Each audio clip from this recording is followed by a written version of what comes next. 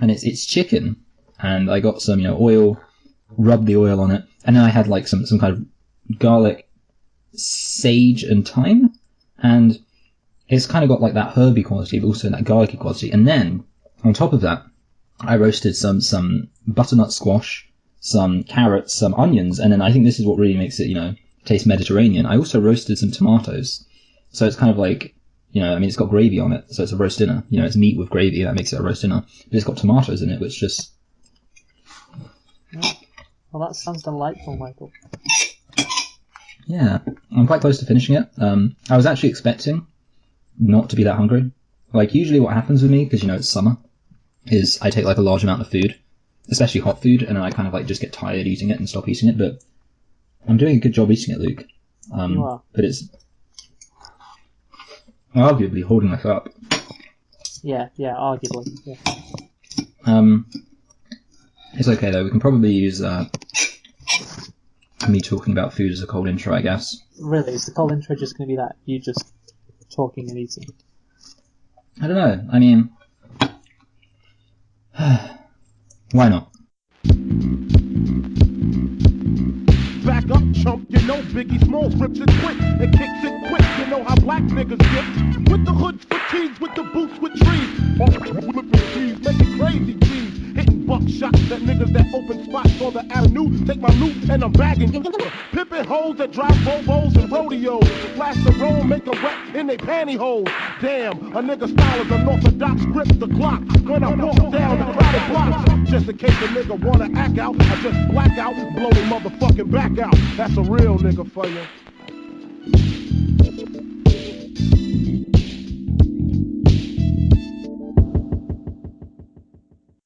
Hello and welcome to Select and Reflect, the movie review podcast where we look at films that have come out relatively recently at the cinema. And this week we are going to be looking at the Ocean's Trilogy. However, because we didn't prepare very well, in this recording we're only going to do Ocean's 11, and there will be a little intersection, an intermission, if you will, and then we'll jump right back into it, and you won't even notice that we didn't even just go straight into it from this. But you will now, because I pointed it out. I'm Michael, and I'm joined, as always, by my co-host Luke, and I already said we're looking at Oceans, so Luke, why don't you tell us a little bit about Ocean's 11? Certainly, Michael. Ocean's 11 is a 2001 American heist film directed by Steven Soderbergh, and it's also a remake of the 1960 Rat Pack film of the same name. Yeah, I almost watched the 1960s film. I almost watched the 1960s film. I was searching out this film, and the first thing I came across was the 1960s version, and I was like, oh, maybe I should watch this as a joke. It would be hilarious. But you didn't. Didn't know. No. Yeah. Okay. It features an ensemble cast, including George Clooney, Brad Pitt, Matt Damon, Don Cheadle, Andy Garcia, and Julia Roberts. The film was released on the 7th of December 2001. And do you want to have a guess at the budget? Again, it's a classic, what does the casting do to it? So I'm going to go for, because obviously I don't think the film itself should have been like outrageously expensive. So I'm going to go over 100 million. I'm going to go under 200 million. And I'm going to turn that into 120 million. It's only 85 million. Oh, really? Yeah. I imagine doing a movie like this, the actors would all take a pay cut. Yeah. Collectively. I was also wondering if it could be relatively expensive to shoot in Las Vegas. Because, I don't know. I just imagine. It's just one of those things that I imagine. It couldn't have been that hard to shoot there. Yeah, to be honest. Anyway, and the box office. Yes, the box office. Again, I really don't have any kind of idea, because this film is somewhat before my time. This is a film that I was going to watch on the TV at a later nondescript point.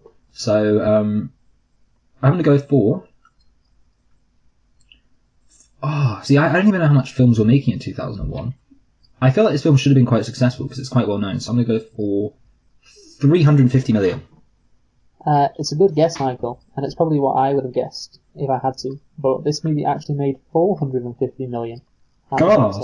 Yeah, and that's something I want to talk about a bit later when we're discussing the remake, if this film were to be remade. Yes. What would it look like? But yeah, so 450 million, very successful. Yeah, it is. Well done. Good job. But I think the real question is, Luke, did you like it? Yeah, I did like it, Michael. Yes, and I already gave away my opinion in the introduction. Oh, actually, I better check we're recording. Yes, good. I already gave my opinion, which was, yeah, it's good. It's okay. It's fine. It's fine. Yeah, it's good. Yeah. Yeah. It's not bad. So I'll just talk about the plot for a bit. Yeah, why not? So it's basically about Danny Ocean, hence the name Ocean's 11, creating this team full of criminals and a Chinese martial artist. Well, he's not a martial artist, is he? He's just a gymnastic. He's an acrobat. Yeah, I shouldn't stereotype like that. Yeah, that's racist. Yeah. So basically, they break into Andy Garcia's casino and steal $160 million. It's a heist movie, and I think it's a pretty good one. There's a lot of good scenes, and also there's a personal element to it. The fact that Andy Garcia has taken George Clooney's wife. Are you implying women are just something that can be taken, Luke? Well, that's what the movie Yes, that is what the movie's implying, yes. Yeah. Do you think it's better than the modern day heist film, Rogue One? What a great heist film that was. Yeah, that wasn't really a heist film. I remember it being marketed as a heist film. I remember people being like, oh yeah, it'll be like a heist film, that it'll be about stealing the Death Star plans and there'll be all these schematics and things like that, and actually it's just... Yeah, so that would have been good. That would have been good. Solo's like that, apparently. Well, yeah, also apparently Solo's bad, so... Anyway, Luke, did you have any nitpicks? I just had one.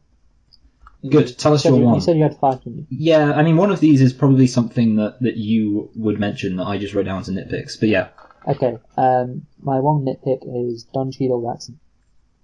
It is awful. And okay, yeah, that was one of mine. That was the one I said, yeah. The thing is, I was reading a bit about it on the Wikipedia page, and they say it's like one of the famously bad accents, like in all of movies. Not quite, what's he called in the 1993 film The Prince of Thieves, Robin Hood and the Prince of Thieves? No, Mel Brooks. Is it Mel Brooks? Is it Mel Brooks? Oh, no, I know. See, the thing is, I know what you're talking about, and I don't think it is that. Yeah, he was in Dancing with the Wolves as well. Is it Kevin Costner? Yeah, that's it, Kevin Costner. That's the fucker. Yes. So he did a really. Well, I was thinking of the Mel Brooks film Men in Tights, which is a Robin Hood spoof. Okay. It's embarrassing. So yeah, Don Cheadle, not that great at his accent. What are you talking about? It was the best acting I've ever heard. The thing is, I remember watching this movie many years ago and just hearing his voice, before I knew anything about, cinema or film or whatever, and I just thought to myself, that's fucking atrocious. And I was 10. Yeah, hold a minute, surely being a northerner who didn't have access to the wider world, living in the tribal north of England, you had no idea what Cockney people sounded like. Yeah, you know what, Michael, that's racist. Yeah, it is terrible. It's funny actually, because obviously when we were talking about Tomb Raider, we were talking about how in the early 2000s, American people seem to have not quite got British people. They haven't worked British people out. I don't think that would happen today. I don't think, I think American culture, they have enough British people there that they would notice that it sounded terrible. I like to think that. Yeah, so Don Cheadle says, we'll be in Barney, like Barney Trouble, Rubble. Right, well, people don't speak with Cockney rhyming slang anymore. Yeah, nobody uses Cockney. And even if they're obviously there's some things, I've heard people say, up the apples and pears. That's the only one. That's the only one that's ever used. Yeah, but there are, it is, and also the fact that it's they make it look as if he's incapable of not doing it. Because he clearly knows, the character must know that other people are struggling to understand him. And yet, I like the idea that Cockney people, if they did still use Cockney rhyming slang, would be so socially obnoxious that they would insist on using it even when absolutely no one else understood them. Yes. But yes, yeah, you're right, terrible accent. And that you did knock one of mine out, and it was the one that, like I say, I knew that if you didn't have that there, you'd have had it somewhere else. Okay, here are mine. I think I'm going to start with my least good one and move into my best one. Least good one was also my first one, because it was the moment when, I feel like my first one's always quite bad, because I'm kind of reaching at my first one. The security guards in the casino shoot someone dead for running away with money.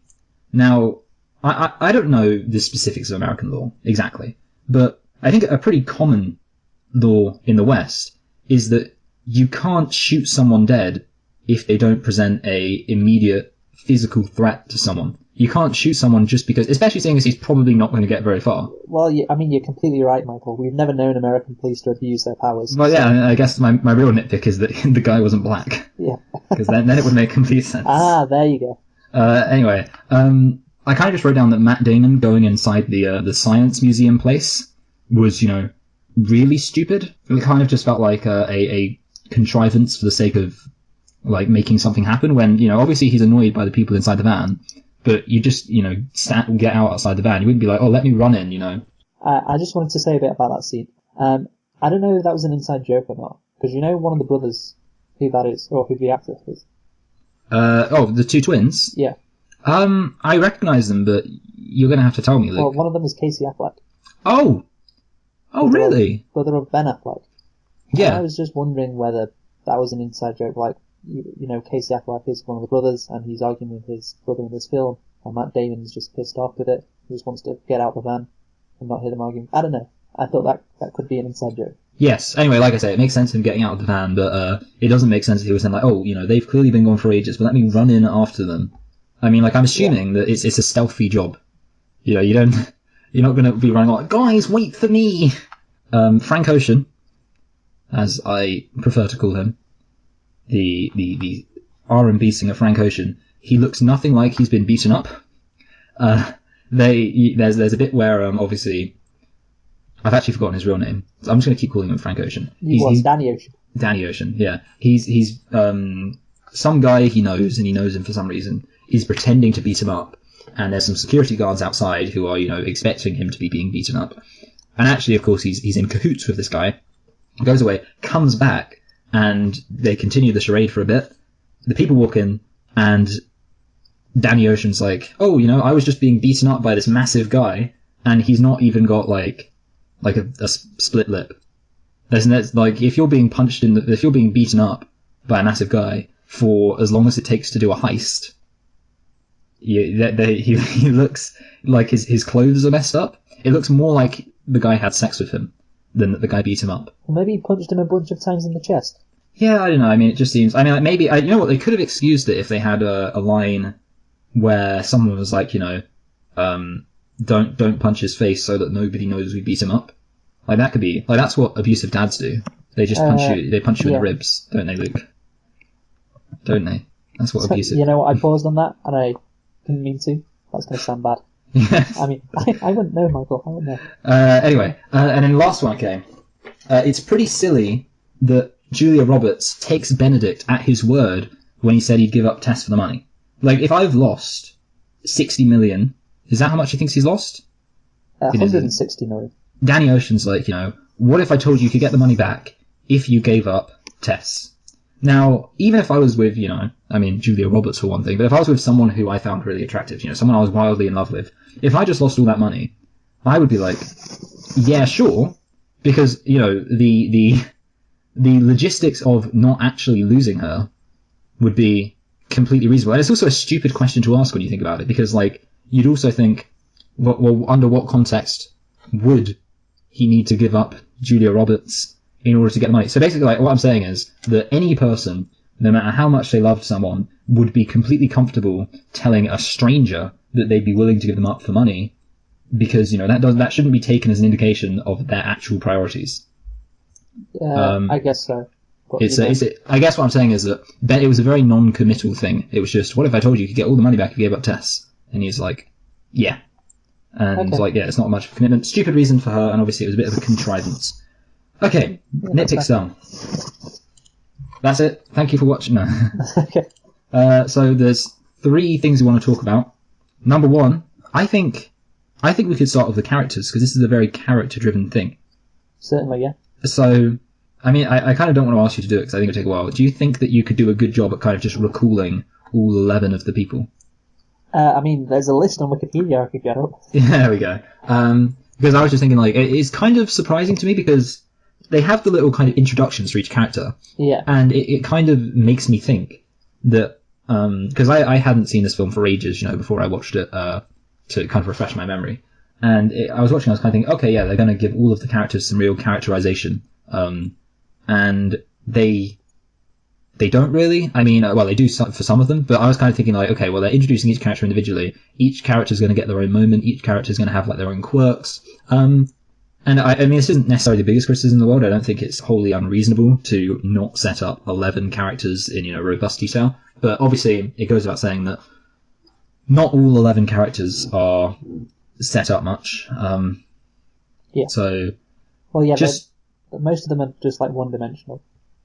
Yes. Obviously, this movie is focusing on the heist, so they're not really interested. You say it's about characters; it's not really about the characters. Yeah. Well, Yeah.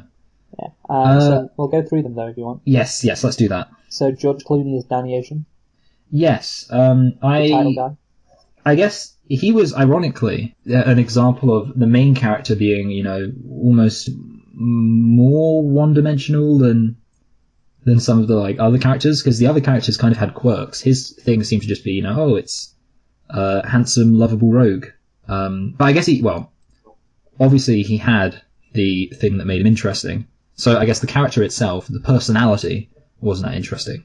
But the conflict of interest when it came to Tess was cute, wasn't it, Luke? Cute. Yeah, it was cute.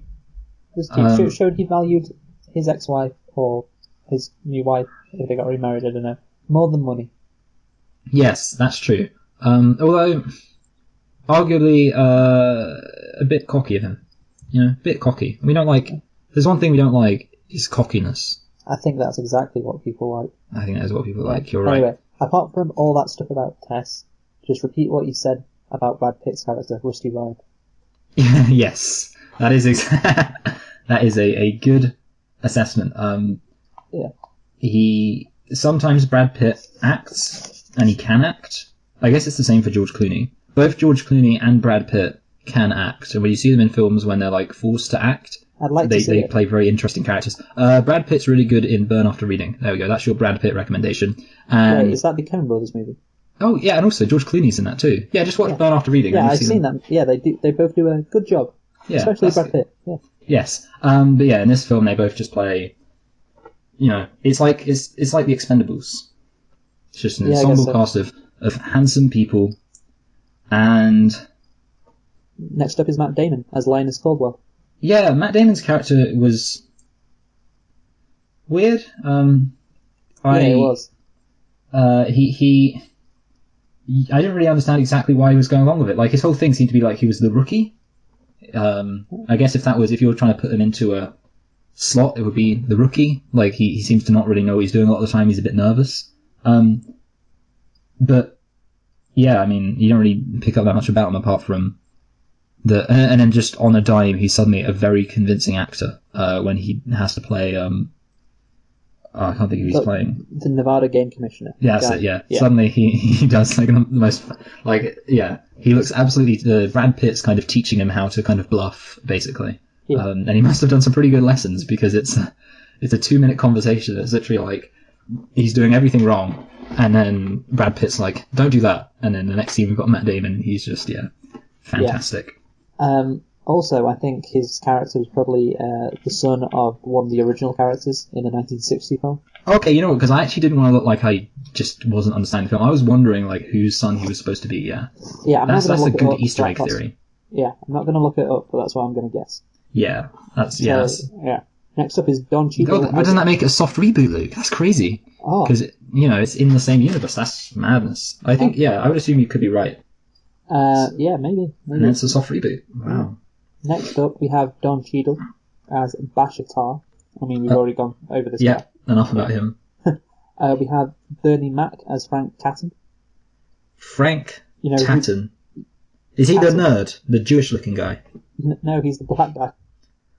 Oh, yeah. Sorry, yeah, I do know that guy. Who Bernie Mac is, Michael? Yes, got it. Okay. He isn't interesting, although the bit when he kind of like turns the Matt Damon thing into a race thing was kind of funny. So yeah, that was good. But yeah, apart from that, I don't think he really has a character.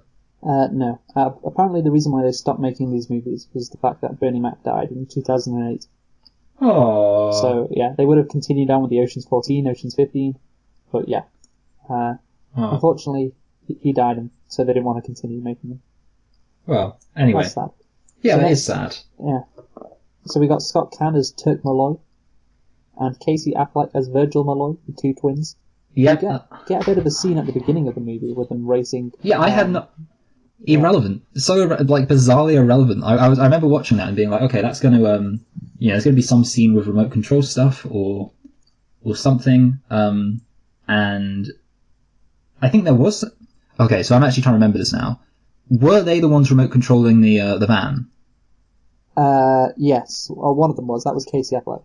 Yeah. Okay. Yeah. So that does. I mean, obviously that makes sense. But yeah, I thought like obviously that it would be more like you've got to do or something involving a monster truck.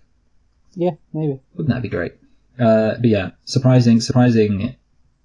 Like yeah, and they were kind of the example where I was like, oh yeah, everyone's being set up. That was my everyone's being set up moment. And then kind of their character progression throughout the rest of the film was like my oh wait, they're not really setting people up, Mm-hmm. moment. Yeah. So next up we've got Carl Reiner as Saul Bloom, who obviously plays the European businessman. Yes, he's fine. Yep, fine. Does a good accent. Does a good mob boss kind of guy. You can imagine him being like, I don't know if he's supposed to be like a mob boss, but he seems like a mob boss. Like, Yeah. Hey, I'm an old guy and I like to sit in a chair and talk about Italian stuff, even though I'm not Italian, probably. Yeah, Saul's. I don't know what kind of name Saul is. I know Saul is a Jewish name, but Yeah. obviously, David is a Jewish name. So basically, what I'm saying is don't assume just because someone has a Jewish name it means they're a Jew. Good Unless point. their name's Heisel Glitzenhauer Shekel. Well, Reuben was definitely a Jew, and Yes. he's next up on our list. Elliot Gold as Reuben. Elliot Fishback. Gold. I think Yes. you're missing a man at the end of that. His name is actually spelled Gould. Gould. Yeah. Oh, So it's not actually Gold. It's Gould. Gould, Yeah. because So you they're can't- ghouls. You can't make those. Well, okay. I was gonna say you can't make a joke about his last name, but there you go. Just did it. Yeah. So yeah. this guy is hardly in the movie. Just at the start. You know what? He kind of reminded me of so I don't know exactly how well versed you are in the American Pie mythos. Not a lot, Michael. Not a Okay, lot. well, all I'm going to say is that there's a nerdy guy in American Pie, and he sleeps with the cool guy's mum. So the cool guy, Shit, obviously, did you because say American Pie? yeah. I thought you said American Pine. I was like, I have never heard of this show. What I like is that you heard me say American Pine, and you didn't think, oh, I must have misheard it when he just said American Pie. You Nah, I mean, there's so many TV That's shows true, and yeah, you are movies that have American at the beginning. yeah, that is true. American Hustle, American Ultra. American Gladiators. Anyway, yeah. So, well, I guess do you know much about the mythos of American Pie? I think I've seen the first 3 American Pies and the American Pie Reunion. Did you watch them with us at uni? Because we watched them all at uni, and I can't remember that. See, yeah, that's the thing. Like, for some reason, I think you weren't involved in that, which is why I'm wondering. Anyway, so there's a nerdy guy, and the joke is that he has an on-off sexual relationship with the cool guy's mum. Oh yeah, And- Stifler's mom. Yes, Yeah, what's he called? I can't remember his character name. it's bothering Begins me. with a P. Pete Pedre. You should Google it, Luke, because you're good at stealthily Googling things. You know what? I'll do that right now. And meanwhile, I can say that what I liked is I imagined that kind of they existed within the same universe, and he was that guy grown up, because I think that would be, as just character. It's kind of funny actually, because obviously he was kind of nerdy, but they didn't have like a proper nerd. They didn't have you would assume that they would have kind of stereotypical early 2000s hacker stuff happening, like some guy in a basement with just like all this computer stuff, and he's got an energy drink, and he's like, I've got to hack them, and he's just typing really really fast. Yes. And then he says something complicated in computer language, and someone goes, "What's that? This is the early 2000s. Ooh, computers?" But that didn't happen. What's his name, Luke? His name is Paul Finch. That's the character name. Paul Finch. Finch. Finch. Yeah. You remember that? I remember them saying Finch a lot in that movie. That's what he was Finch. known as. Yeah. Yes. Everyone's known by their surnames, aren't they? You know what, Michael? We should do American Pie next Yeah. year. It'd be the 20th anniversary of American Pie. Yes, I'm excited. That's a good movie to review. Why don't we make American Pie, but call it British Pie? That just sounds wrong. It sounds like a porno. It does. Okay, next up we got Eddie Jameson as Livingston Dell. That's the neurotic guy. You know, the guy who's good with the computers, the technician. Wait, hold on a minute. What's the difference between the guy who's good with the computers and the guy who is the Jewish-looking nerd? Okay, so now... The Jewish-looking... Wait, no... Elliot Gould as Reuben Tishkoff, I'm pretty sure, is the old guy who bankrolls them at the start. Oh, wait. I mean, you're right. Like, I was so just to clarify, okay, because I feel like a lot of people are going to be confused now. When the whole American Pie thing, I was talking about the neurotic guy. Yeah. Well, I went along with it, Michael, because I was like, you know what? Why the fuck not? Yes. Okay. You are right though. Yeah. You are right though that the bankroll guy is called Saul, and he definitely is Jewish. No, he's called Reuben, Michael. I just give up. Elliot Gould as Reuben Tishkoff. He's the bankrolling. That's why I said he's definitely Jewish, because he's wearing the Star of David as a necklace across his chest.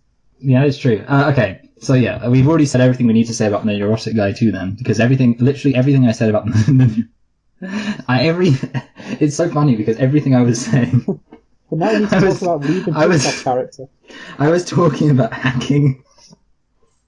I was like, oh, it's a good thing they're hacking. Nothing will ever be funnier than misunderstandings. No. Yeah. Actually, you know what? I will say we will talk about Saul Abelman. I've already forgotten his name. Elliot Rogers. We'll talk about Elliot Rogers, the Jew, a bit. He is Elliot Gould as Reuben Tishkoff. Yes. He also feels like a mob boss. It feels like this film has two mob bosses, and one of them's like, hey, Are you just stereotyping old people with an accent as mob bosses? I think, yeah, I am, actually. That is true. Yeah. I can't even deny it. Well, the thing is, like, I expected this guy, because he was, like I said, the guy who bankrolled the whole to appear later on. Well, to appear later on, and also have a bigger role in the movie. Like, he's got the motivation. He hates Terry Benedict. That is true, yeah, you're right. And he's just, like, not in it at all. So it's another case, I think, and we could go through this with every character, basically, of all these characters having having interesting motivations, quirks that just aren't explored at all. Like when Saul is trying on his suit, and Danny Ocean asks him, "Are you okay?" And he just says, "Yeah, I'm fucking okay," or whatever. He said, "Don't ask me that question again." Yeah. And so, like, these little quirks and stuff that would be nice if they were explored more, but I guess this movie just wanted to do the heist and cut all the character stuff out. Yeah. You know what I almost feel like? So you know how sometimes actors will say how they come up with their character in their head. And it's kind of like not everything that they come up with about their character is actually in the film. Mm-hmm. So like good actors will be like, oh yeah, I invent a whole backstory for my character and I invent, their favourite foods, their favourite colour, blah, blah, blah, blah, blah, so that it comes across seeming more real. Mm-hmm. Obviously, Brad Pitt and George Clooney didn't do that. But I feel like I could almost imagine that a lot of other people, they had an idea of their character in their head, but the film didn't show it at all. So it's like, it almost feels like a lot of the people in this film, they're like, okay, this is my character, and they knew who their character was, but the film didn't actually care that much. Yeah, that's a good summary, I think. Anyway, who's next, Luke? Next is Shabo Quinn as the Amazing Yen. Okay, yeah, I want to talk about this guy. Okay. They did not establish at all, because you just mentioned motivation, and I thought about this guy. They did not establish his motivation at all. Right? Yeah, you're right, yeah. Yeah, because he's a Chinese acrobat. There's no evidence he has a criminal past. And this is the thing, when I was watching the heist, he is the one who is most at risk. First of all, he does this thing which I guess is uncomfortable, but we can assume that it's not that uncomfortable for him. So we'll let that off. But he is most at risk. Like, if they fail, then he will just suffocate. And that's probably not a nice way to die, running out of air in a really cramped... that's basically essentially being buried alive, but you're really cramped. And he has no reason to really trust that these guys are going to put his life before anything. Like, if he really trusted them, then he could be like, okay, well, they'll go to effort, even if something goes wrong, they'll really make an effort to save me. Really, as far as the film shows, he could realistically be thinking that if something goes wrong, everyone else will just leave him, leave his body to be discovered dead and lifeless in a vault. And obviously, even if everything goes well, I mean, even if he doesn't have all those problems, there's still a risk of being caught. And yeah, it's just like, why is he doing this? Because he gets to make $15 million, around that much. Yeah, I mean, the thing is, obviously, I don't know, Luke. I mean, people... would you involve yourself in an illegal heist for $50 million? Yeah, maybe not. I was thinking that, like, they split it all even, which I guess you got to do in these situations. But like, Don Cheadle does like fuck all apart from get the EMP. That is true. Yeah, I was thinking that. And I was thinking the same as this Chinese guy. You feel pretty great not being any of the people. Like, some of the people didn't even have to enter the building. Like, quite a few of the people didn't even have to enter the building. So yeah, you really shouldn't have split it equally. But yeah, no, I guess that's... Yeah, it doesn't make any... Like, they could have had a scene where he gets fired from the gymnastics or something. Maybe, I can say maybe something goes wrong, although I guess that would kind of put his gymnastics skill into question. But yeah, he gets fired, and then he's like, oh, I've just been fired, blah, blah, blah. But it makes especially no sense, because, for example, maybe you and I would go along with a heist to steal 50 million. But that's because we don't have that many prospects to us. I mean, basically, we're kind of fall into the category of people who, chances are just going to have a standard middle-class living. And that's the kind of living that you can imagine someone would be like, you're just going to work to get by. The money is basically your main reason for going to work. And, if that's your life... You think my life's going to be that depressing though, Michael? Well, I think that... I'm just thinking about, like, my parents. Like, I mean, my dad, he's an analyst programmer. Like, when you break it down, the reason he goes to work is to make money. And just carrying on. Anyway, so obviously if someone walks up to us and goes, hey, what if you can have loads of money? We'd be like, oh, well, that's tempting because, I go to work to make money. I go to work to live my lower to upper middle class lifestyle. So yeah, maybe I'll do this. This guy is already doing a job. Number one must come with a lot of fame because apparently he's, such an important acrobat that, they say he's the only one they can get. He's and also the probably amazing, Michael. Like, he has the amazing in his name. Yeah, like the amazing atheist. Sorry? Like the amazing atheist. So the same thing. But yeah, and also it's probably a job he enjoys. So basically it's like, so even if us two, would put our lives at risk for 15 million, that's because we're probably not going to be doing jobs we enjoy. Like, it would be like, if we were Olympic class athletes, imagine you were an Olympic class athlete in the javelin, and, you win gold medals in the javelin, and then some guy walks up to you and they're like, hey, can you throw a javelin? We need you to throw a javelin for our heist, and we'll pay you 15 million. You'd be like, nah, I'm good. I'm already, like, one of the best javelin throwers in the world. It's the thing I've been training for all my life. It gives my life purpose. I'm called the amazing Luke. You wouldn't do it. No. I just want to say though, his flip is pretty cool. Oh yeah. And that's all that matters really. Yeah. It makes sense that they needed him, but yeah, I mean it would have been so much, like, it wouldn't have been much effort, and it also would have made the film, it would have added something to the film if they would have had, like, some reason why he goes, like, it's kind of weird that they didn't even have, like, for some people, they had scenes of, like, trying to convince them to go along with it. Like, moments where, like, hey, I'm not going to do it, and it's, like, convincing them to go along with it. But yeah, like, I don't know, they should have had that for every person. Yeah, we spent a lot of their character. Time on Shadow Quinn, Michael. This is what happens when I just let you talk about whatever you want and don't rein you in. Hey, here's my question though, why is he called Shabo? Shabo is a Jewish name. It's Shaobo. Ah, that makes sense. Yeah. Okay, so next up, we've got Andy Garcia as Terry Benedict. Yeah, Benedict isn't a Italian enough name. I mean, maybe his mother married somebody who wasn't Italian. Yeah, Benedict is a very waspy name, isn't it? It's very waspy. Yeah, I guess so. I just want to say about this character, like, he's obviously very cool, calm, collected, and does have a bit of anger in him, as can be evidenced by the fact that he goes after everyone who wrongs him viciously. Yeah. But he doesn't, like, when they steal 160 million from him, and he realizes that they've just literally done it when he's standing in the vault, he doesn't get that angry. And, with someone with so much rage, I was expecting him to just flip out, and just flip out as well on Danny Ocean, because obviously he's the number one suspect. Yeah, it's kind of surprising how, I mean, I guess I want to say, like, he's colder and because obviously at the end of the film you have his bodyguards following George Clooney and Brad Pitt and all that stuff. You have him following it, so you imagine like it's like maybe he's calm and collected and things like that. But wouldn't you just be so mad at that point in time? Yeah, no, I get what you're saying. You would be angry, and I guess maybe that's just supposed to be his character. It's not that. I also kind of wish we would have seen him do more evil stuff. Like we're told he does evil stuff. This is a good example of show don't tell. We're told like all these evil things he does, and then like he seems obviously kind of awkward around Danny Ocean. Yeah. But that makes sense because Danny Ocean is his wife's ex. Like I would be awkward if my wife's ex just showed up out of prison. And then literally like I guess the next indication we get that he is bad is that he obviously sends someone to beat up Danny Ocean. But pretty much until that point, we're just told like, oh, he's a bad guy, and we should have had like just a scene of him doing something evil to make us. Because I didn't really dislike him, if I'm honest. Well, you know what, Michael? He could just be a legitimate businessman trying to make his way in the world, trying to make. Hey, we're a legitimate businessman.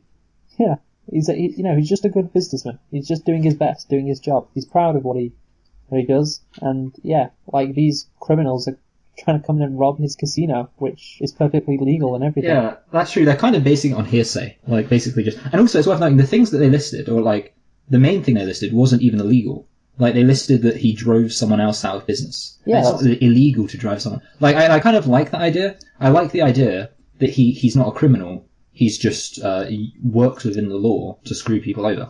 Well, obviously, then they turn him into a criminal because he pays to have someone beaten up, I guess. But yeah, I like the idea of him being kind of more above the like he considers himself above it, and his whole thing is he's just so powerful.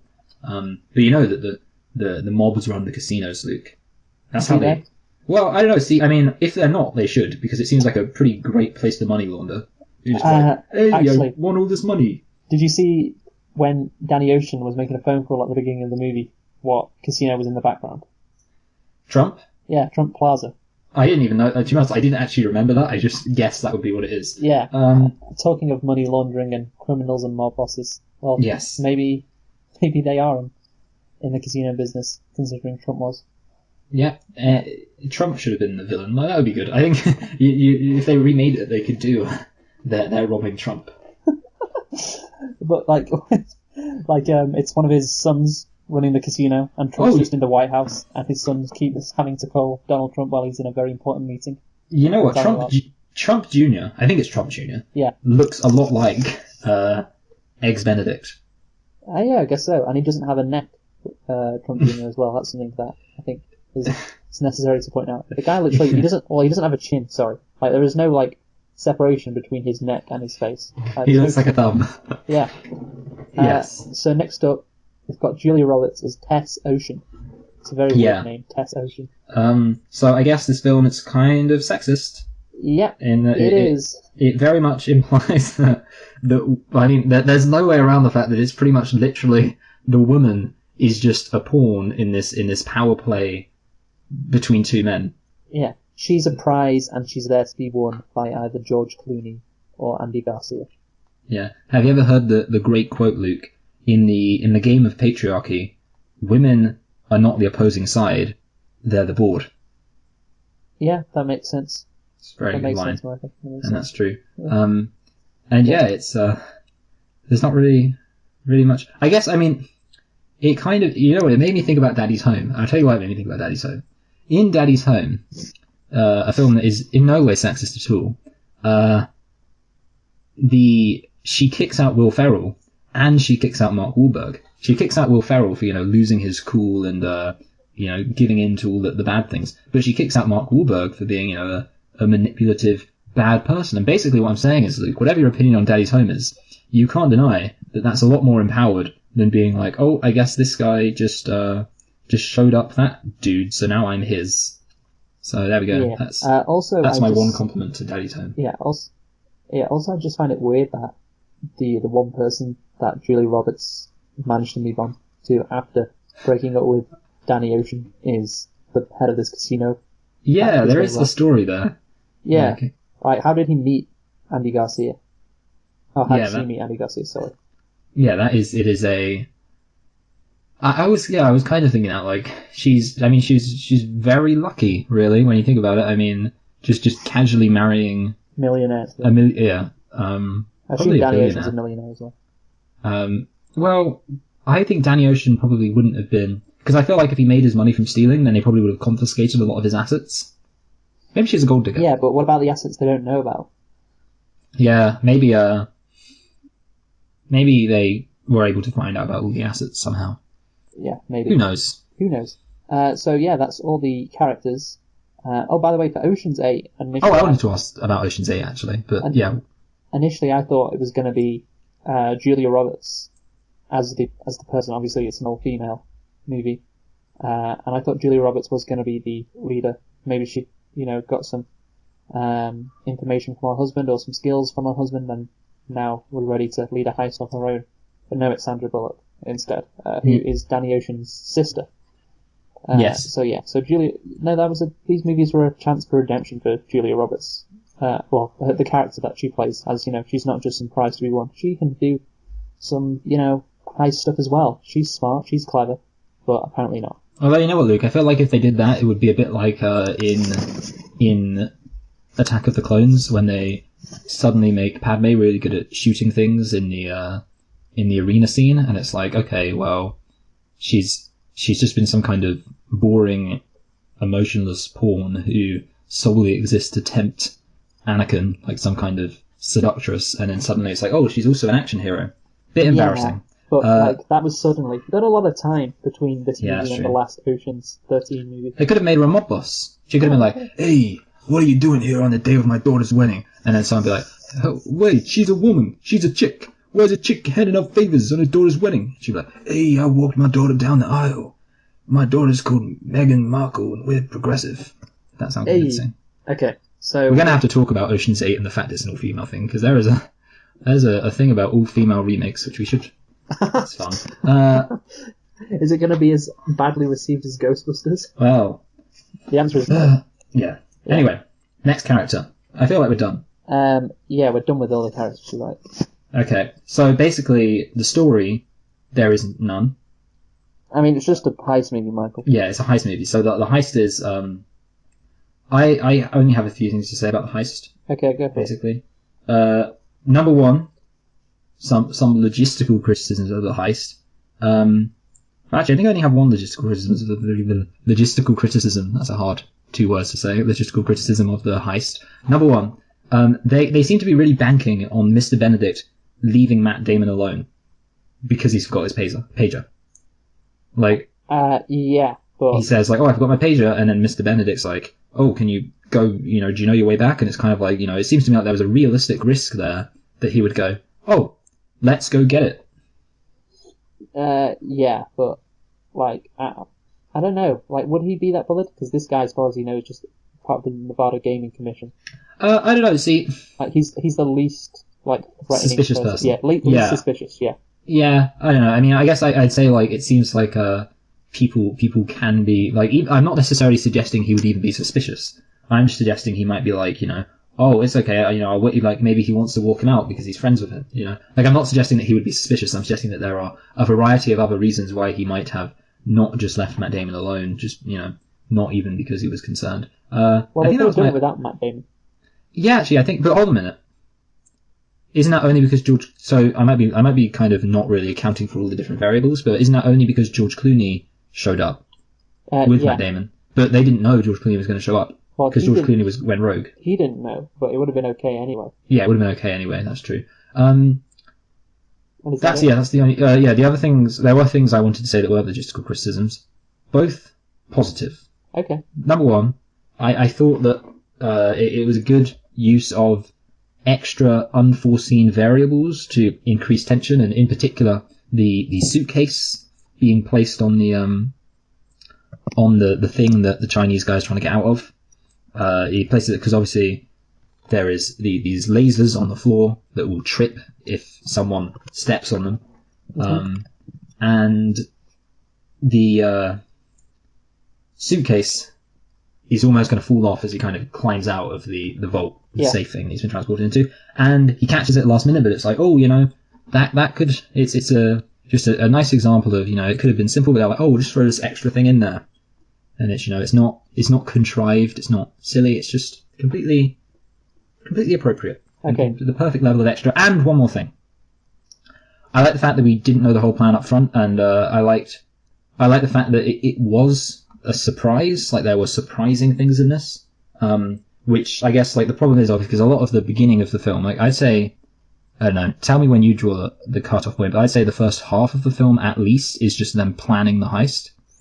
I think it could be slightly more than the first half. I think obviously, like, they actually start planning it properly, like, half an hour into the movie after they recruit all the characters. And I think they start with the heist around the 1 hour 10 mark. Yeah. Which is just after halfway through the movie, which I thought actually was a bit early, because normally you think it would only be like the last half an hour, because it's a 2 hour long movie, that they actually do the heist. Yeah. But no, like, I also agree with you that I think it was nice that they decided not to detail too much about the plan. The thing is, if you detail too much, there's got to be some suspense. So if you detail too much about the plan, then something's going to have to go wrong, and then you're going to have to come up with like a plan B on the spot, or be prepared to do something. Yeah. So yeah, I like the fact that you didn't know what they were doing until the last bit. It made sense.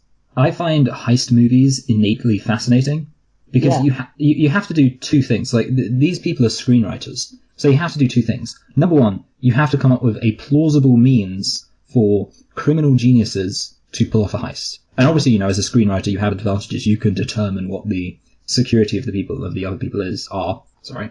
But you still have to come up with, ingenious ways of dealing with it. And then second of all, you have to make it interesting from a narrative perspective. It's not just, like, the simple ways one might decide to rob a bank. It's like they have to have these, it has to be, convoluted and complicated. Yeah. And it's, like it was, yeah. Yeah, and it was, I that's kind of why I find them so interesting. And same.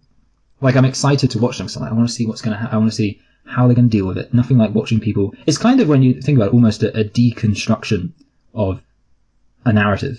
Because the essential of any narrative is you have obstacles, and the intrigue comes from the characters dealing with them. And in a heist film, that is kind of boiled down to the bare bones, where it's literally obstacles that the characters have to deal with. So very good. Yeah, no, I just want to say as well, I think that heist movies, and this movie obviously are interesting. They're interesting concepts, something that is really like interesting and fascinating to watch, and it means you can like disregard characters, and it could still be a good movie, like this was. Not a lot of character development, but because it's a heist movie and the actual heist and the way it was shown was executed really well, it's still a good movie. Which I think you could say, well, that gives heist movies an advantage over other movies, the fact that they don't really have to concentrate on the characters. But you still need to plan and execute the whole heist and how it's all going to go, and make sure it's all like it perfectly fits and makes sense. And they did that in this movie. So yeah, although no characters, I think heist movies, if they're done well, they can still be good like this one. Yeah, they did everything they needed to do, and I think also the dialogue was quite good. It was like quite witty and fast, and that helps as well in this movie. Like, if the dialogue's good, it means again the character development can be sacrificed. I thought the dialogue was bloody great, mate. Yeah, apart from Don Cheadle. Yes. I agree.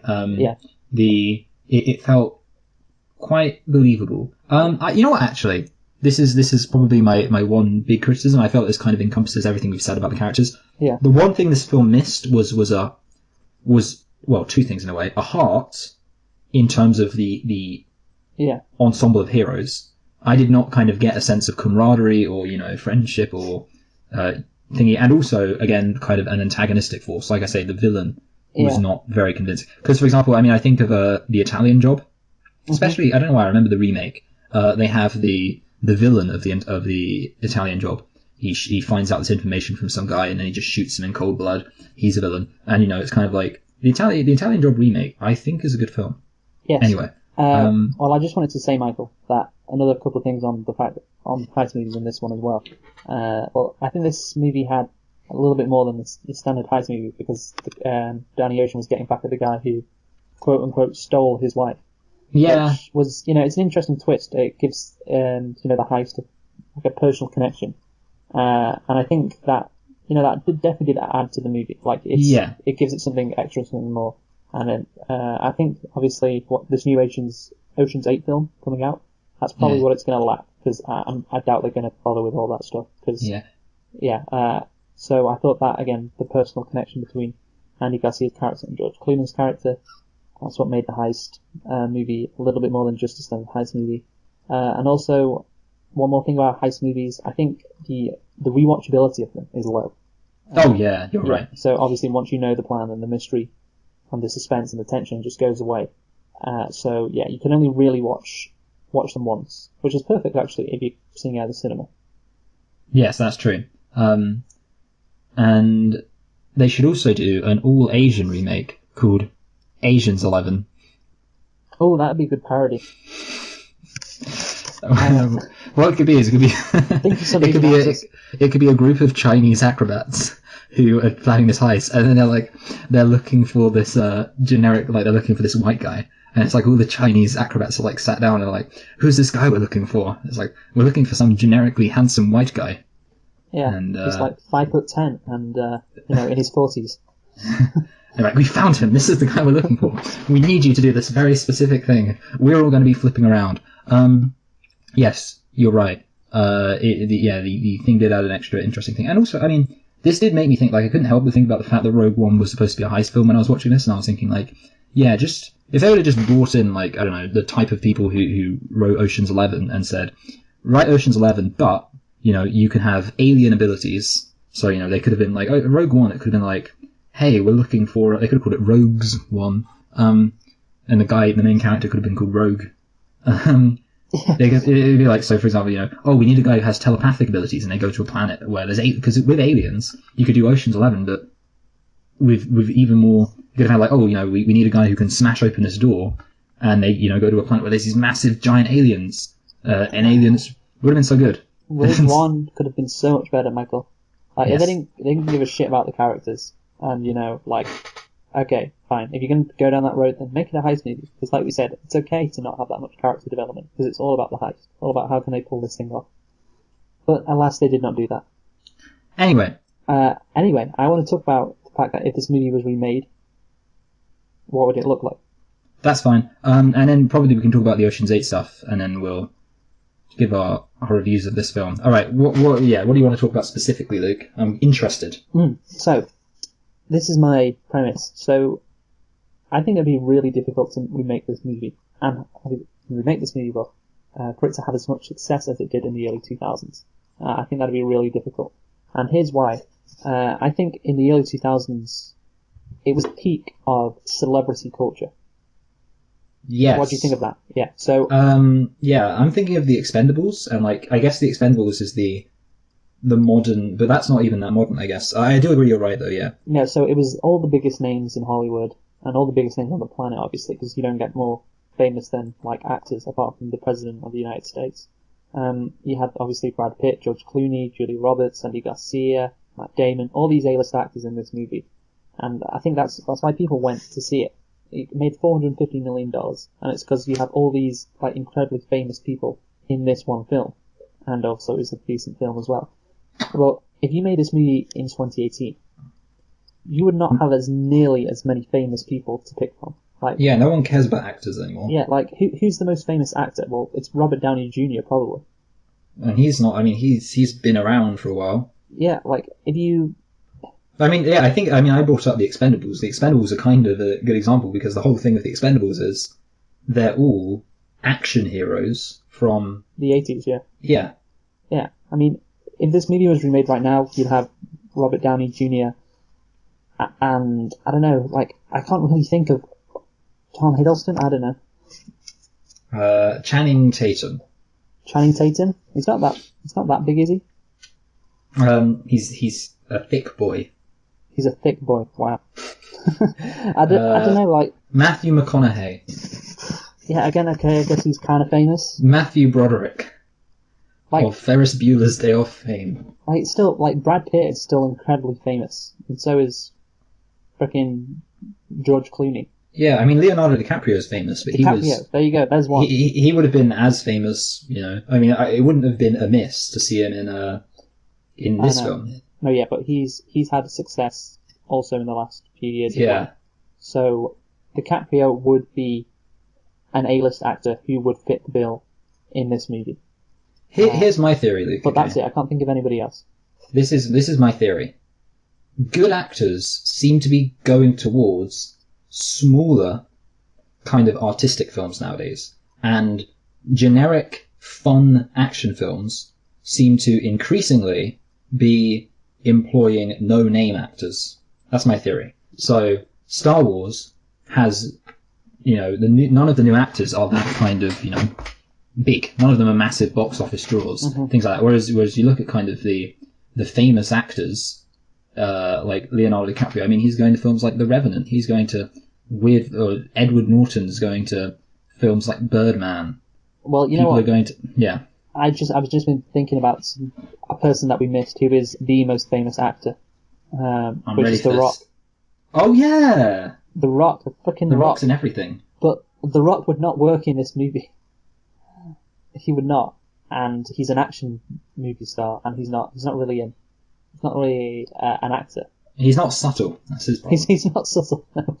Yeah, he's an action star, not an acting star. So maybe you can't really even say that he's an A-list actor, because that's not really what he does. He's not really an actor. I mean, of course he acts, but that's not what he's in these movies to do.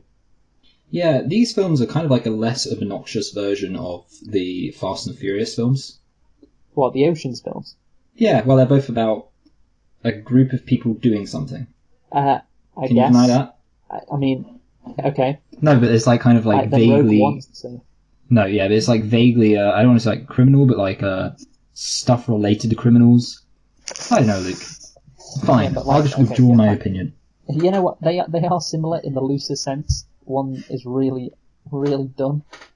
Exactly. And the other is like kind of smart. And slick and not brash and in your face. Like the Fast and Furious. But yeah, so that's the thing.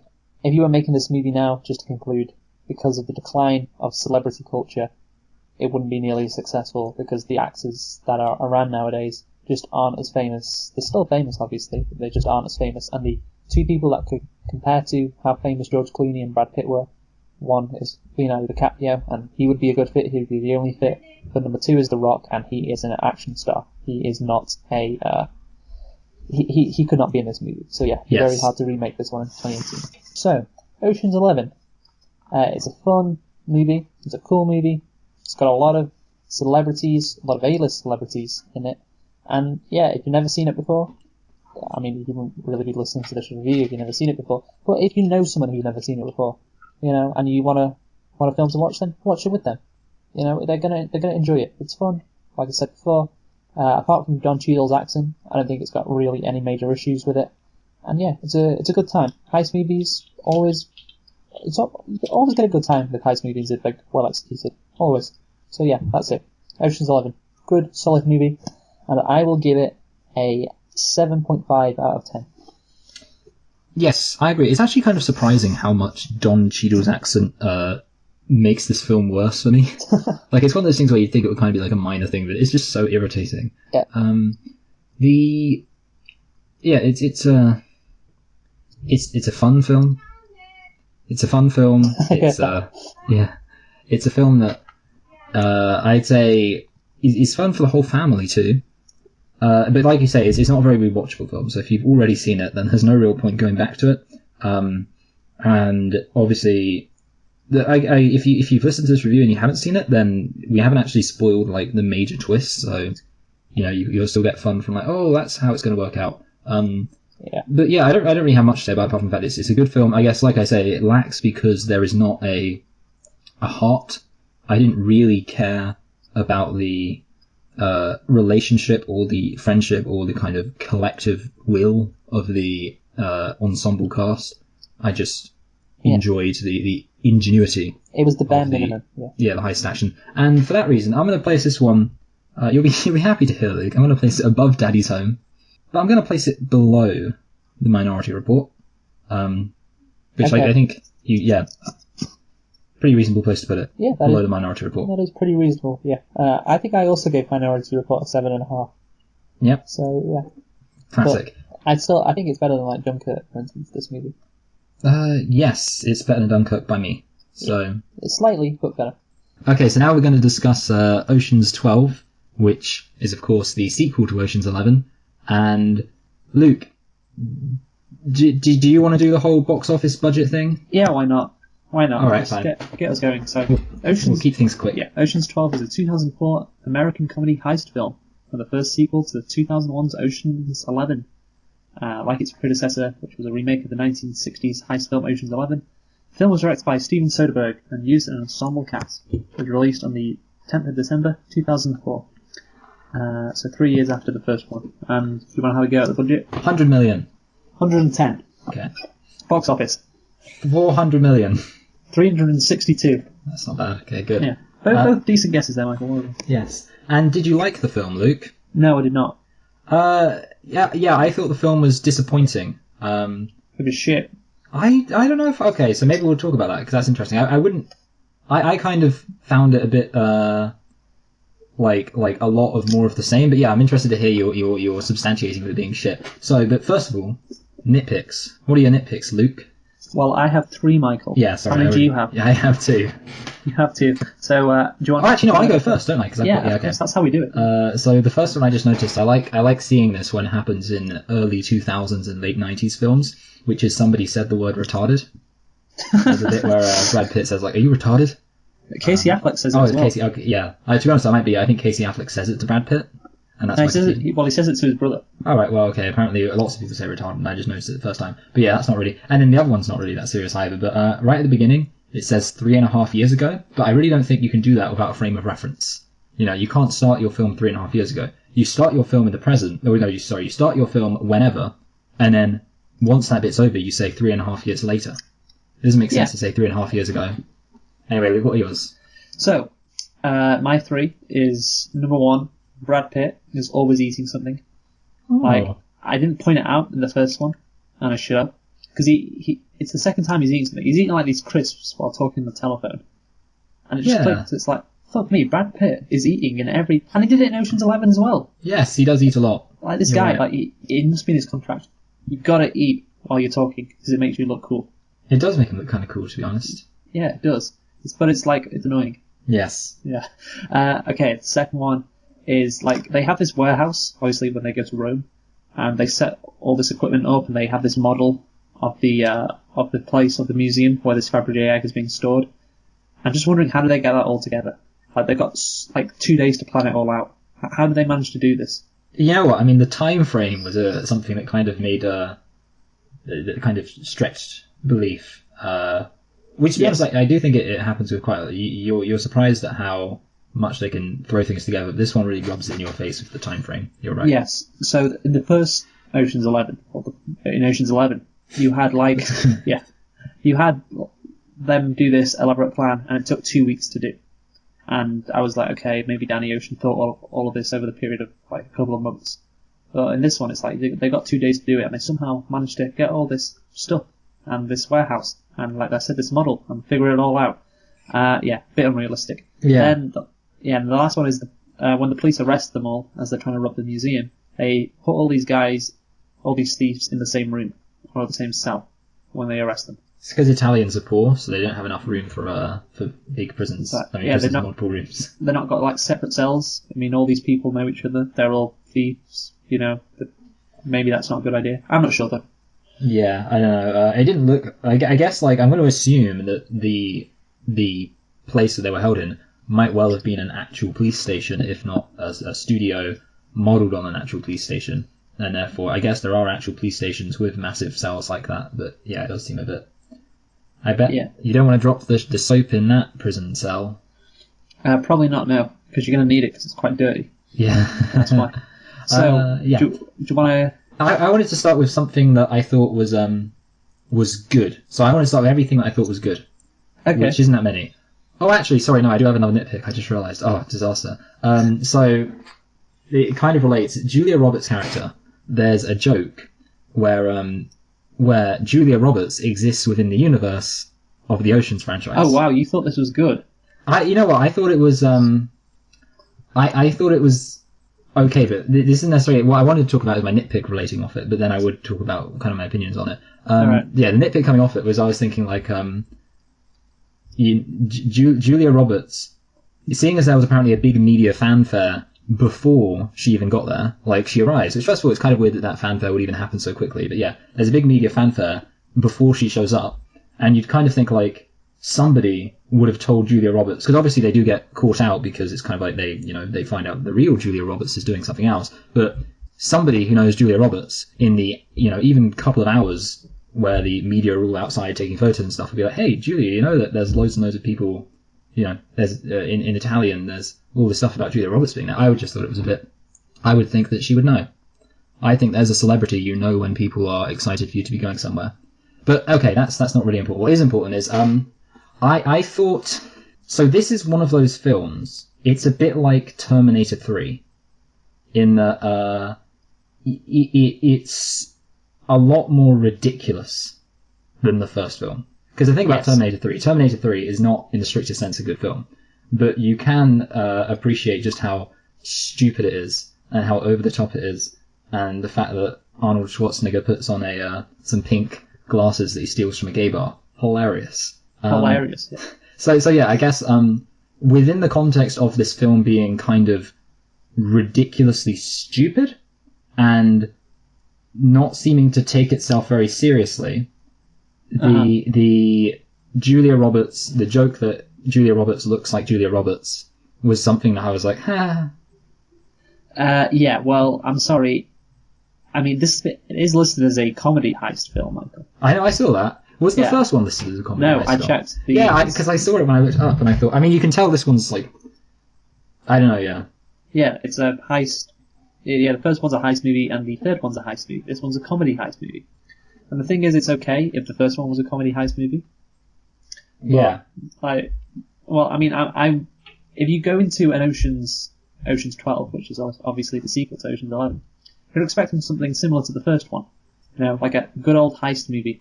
Well, this wasn't it at all. Like, it was just, well, we can get into that a bit later on, but on the Julia Roberts point, thing is, Ocean's 11 took things seriously. Yeah. This one should also do the same. I don't know why it does something differently, because you expect something similar to happen. Julia Roberts, or Tess Ocean, looking like Julia Roberts, and Julia Roberts actually existing in this universe, just fucks everything up. I mean, does George Clooney also exist? I know, but that's what you think, isn't it? You're like, hold on, they're all celebrities, and Bruce Willis exists, but he's... No, yeah, I imagine Bruce Willis has done a movie with either Don Cheadle, Matt Damon, or whoever plays Saul, or the brother, before this movie came out. Oh, that's true, actually. Yeah, so what if he sees fucking Linus... I've got it. Bruce Willis was in. Here's your kind of conspiracy theory web. Bruce Willis was in the film 12 Monkeys, which also had Brad Pitt in it. Which means that presumably, seeing as Bruce Willis exists canonically within the Ocean's 12 or Ocean's franchise, that means the film 12 Monkeys exists within the Ocean's franchise, and that must mean that somebody who looks like Brad Pitt exists in the Ocean's 12 franchise. Disaster. Yeah, it is a disaster.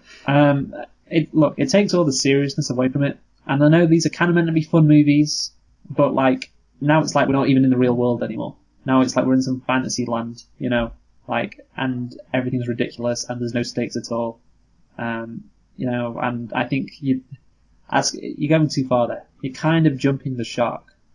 Yes. You can be fun and all, but having Julia Roberts actually exist, and Bruce Willis think that Tess is Julia Roberts, it's just like, come on, that's just... I mean, it could have been an inside joke, some random person, I think, thinking that Julia Roberts wasn't Julia Roberts, and she told a story, and everyone thought it was hilarious, so decided to put it in the movie. That would be my theory, but like I said, it just seems like going too far, jumping the shark, whatever. And it's one of the reasons why I preferred the first one. Yeah. At least it had an element of seriousness and was based in the real world. Yeah, I don't know if I disliked the joke as much as you. This might be a classic example of me finding something funnier than you do, which just seems to be the I can way find it it's funny. Okay, it's yeah. just that it doesn't work in this. Yeah, type that's what movie. I was going to agree with you on that. Yeah, it does definitely set the tone, and that's why I say I mean, I do kind of stand by the fact that you can only enjoy it in a Terminator 3 way, a Terminator 3-way. That's funny because I use the word 3-way. Okay, so I've got actually another kind of thing, not necessarily good, but you mentioned when we did Ocean's 11, you said they're doing an all-female reboot. I wonder what they're going to... they should have had Julia Roberts' character be the lead, or, in Ocean's 8. Well, now, obviously, I guess you know what I'm going to say now. Were you aware, because I wasn't, because I couldn't really remember. I don't even know if I've seen Ocean's 12. I might have only seen Ocean's 11, to be honest. Whenever I saw it, I was very young. So yeah, I didn't remember when you said that, or didn't know, that, of course, Julia Roberts is an active participant in Ocean's 12. So how did you feel about that, Luke? Well, here's the thing. When I said Ocean's 8 should have been, I can't remember if I said that, but I was like, I thought it was going to be Julia Roberts instead of Sandra Bullock. I thought it was going to be her being the lead heist operator instead of Sandra Bullock's character. But yeah, I mean, wait, what was the question again? Well, I guess the major question is, obviously, the reason you did say, actually, well, you kind of implied that she should have been the thing, because we were talking about how Julia Roberts' character in Ocean's 11 was a very kind of passive, feminine prize to be won, and she wasn't an active protagonist or even a protagonist at all.